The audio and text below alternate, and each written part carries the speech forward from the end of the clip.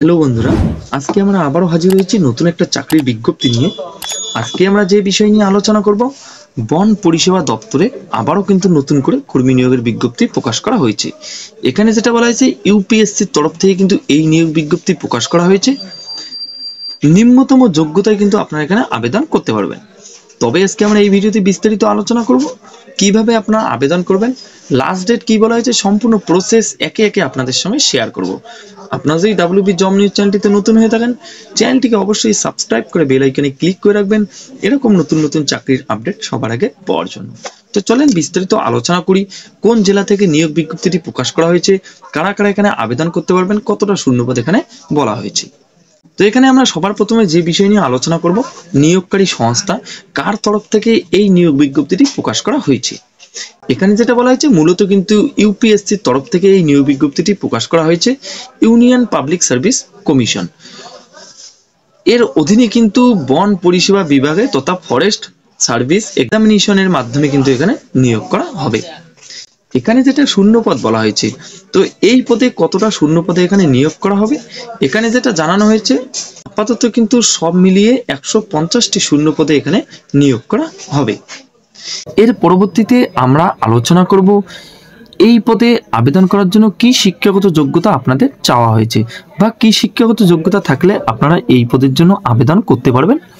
এখানে যেটা জানানো হয়েছে, মূলত কিন্তু যে কোনো স্বীকৃত ইউনিভার্সিটি থেকে স্নাতক তথা যদি আপনারা গ্রাজুয়েট পাস করে থাকেন তবে কিন্তু আপনারা এখানে আবেদন করতে পারবেন।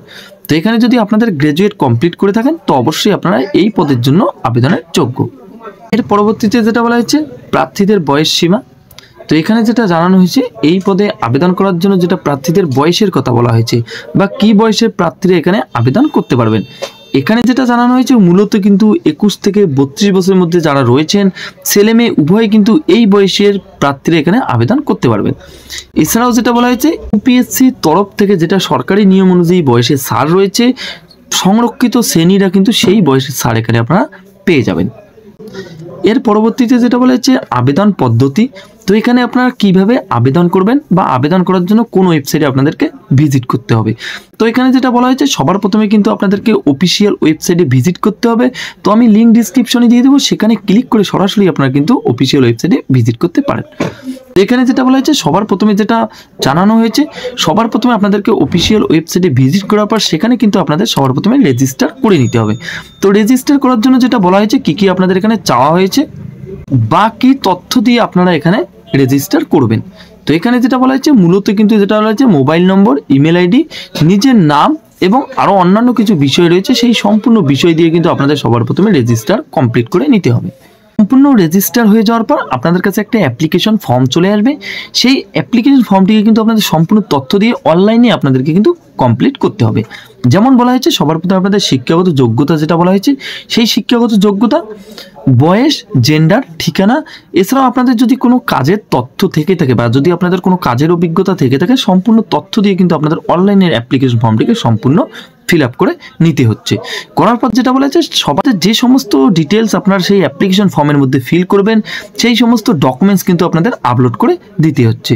যেমন বলা হয়েছে, আপনাদের একটা পাসপোর্ট সাইজের রঙিন ফটো আপলোড করে দিতে হবে।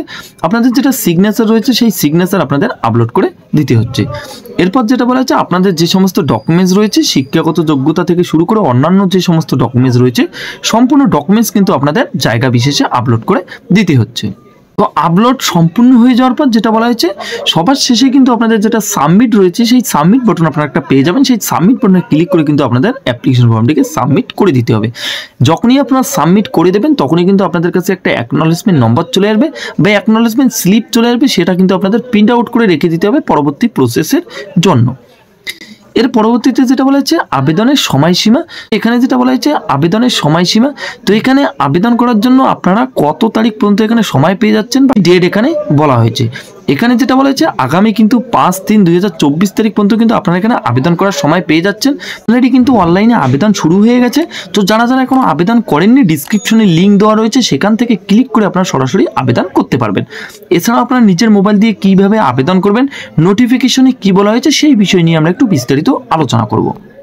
তো সবার প্রথমে আমরা আলোচনা করব কিভাবে আপনারা এখানে আবেদন করবেন। তো আবেদন করার জন্য যেটা বলা হচ্ছে অফিসিয়াল ওয়েবসাইটে আপনাদেরকে ভিজিট করতে হবে। ভিজিট করার পর আপনাদের কাছে এরকম একটা নতুন ড্যাশবোর্ড চলে আসবে। তো যেহেতু আপনারা প্রথমবার ভিজিট করবেন তার জন্য এখানে যেটা বলা হচ্ছে রেজিস্টার অপশানে ক্লিক করে কিন্তু আপনাদের রেজিস্টার করে নিতে হবে। যদি আপনারা আগে থেকে রেজিস্টার করে থাকেন তাহলে এখানে অলরেডি রেজিস্টারে ক্লিক করে আপনাদের যে আইডি পাসওয়ার্ড রয়েছে সেই আইডি পাসওয়ার্ড দিয়ে আপনাদের লগ ইন কমপ্লিট করতে হবে। আমরা আজকে আলোচনা করব যেহেতু আপনারা প্রথমবার ভিজিট করবেন তার জন্য আপনারা কিভাবে রেজিস্টার করবেন সেই বিষয় নিয়ে আমরা একটু আলোচনা করব।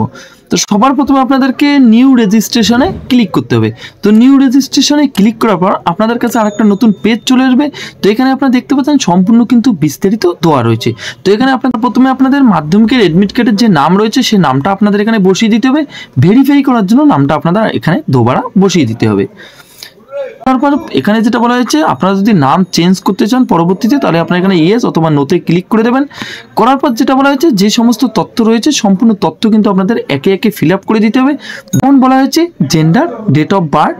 তো এখানে যেটা আপনাদের বাবার নাম রয়েছে সম্পূর্ণ কিন্তু আপনাদের একে একে এখানে ভালোভাবে বসিয়ে দিতে হবে। বসিয়ে দেওয়ার পর যেটা বলা হয়েছে আপনাদের যেটা ইমেল আইডি রয়েছে ইমেল আইডি মোবাইল নম্বর সম্পূর্ণ এখানে বসিয়ে দিতে হবে। বসিয়ে দেওয়ার পর যেটা বলেছে আপনাদের মাধ্যমিকের যেটা রোল নম্বর ছিল আপনার এডমিট কার্ডে পেয়ে যাবেন সেই রোল নম্বর কিন্তু আপনাদের এখানে বসিয়ে দিতে হবে। বসিয়ে দেওয়ার পর এখানে আপনাদের যে আইডি পাসওয়ার্ড তৈরি করছেন তার জন্য কিন্তু এখানে আপনাদের সিকিউরিটি কোশ্চেন কিছু আপনাদের জিজ্ঞেস করা হবে। সেই সিকিউরিটি কোশ্চেন অনুযায়ী কিন্তু আপনাদের এখানে অ্যান্সার বসিয়ে দিতে হবে। সম্পূর্ণ কমপ্লিট হয়ে যাওয়ার পর এখানে যে ক্যাপচা কোড রয়েছে সেই ক্যাপচা কোডটা দেখে দেখে আপনাদেরকে বসিয়ে দিতে হবে। বসিয়ে দেওয়ার পর সবার শেষে যে সাবমিট বাটন রয়েছে সেই সাবমিট বাটনে ক্লিক করলে কিন্তু আপনাদের রেজিস্ট্রেশন সম্পূর্ণ হয়ে যাবে। যখনই আপনাদের রেজিস্ট্রেশন সম্পূর্ণ হয়ে যাবে রেজিস্টার করার পর কিন্তু আপনাদের অলরেডি রেজিস্টার যেটা রয়েছে এই অলরেডি রেজিস্টার আপনারা নিচের দিকে দেখতে পাচ্ছেন। আপনারা কি দিয়ে রেজিস্টার করতে কি দিয়ে আপনারা লগ ইন করতে চান ইমেল আইডি মোবাইল নম্বর যে কোনো মাধ্যমে কিন্তু আপনারা এখানে লগ ইন করতে পারবেন। তো লগ ইন করার পর যেটা বলা হচ্ছে আপনাদের কাছে আরেকটা নর্মাল পেজ চলে আসবে। সেই অ্যাপ্লিকেশন ফর্মটিতে কিন্তু আপনাদের সম্পূর্ণ তথ্য দিয়ে আবারও নতুন করে কিন্তু ফিল আপ করতে হবে। সম্পূর্ণ ফিল আপ হয়ে যাওয়ার পর সবার শেষে আপনাদের সাবমিট বাটনে ক্লিক করলে কিন্তু আপনাদের আবেদন প্রক্রিয়া সম্পূর্ণ হয়ে যাবে। তো এই বিষয়ে যদি আপনাদের বুঝতে কোনো অসুবিধা হয় বা আপনাদের যদি অ্যাপ্লিকেশন ফর্মটি ফিল আপ করতে কোনো রকম সমস্যা হয় অবশ্যই আমাকে কমেন্টস বক্সে জানাতে পারেন। আমি যথার্থ চেষ্টা করব আপনাদের উত্তর দেওয়ার জন্য। এই ছিল আজকের কিছু গুরুত্বপূর্ণ আপডেট। দেখা হচ্ছে পরবর্তী একটা নতুন চাকরির খবরে। ততক্ষণের জন্য ভালো থাকবেন, সুস্থ থাকবেন। ধন্যবাদ।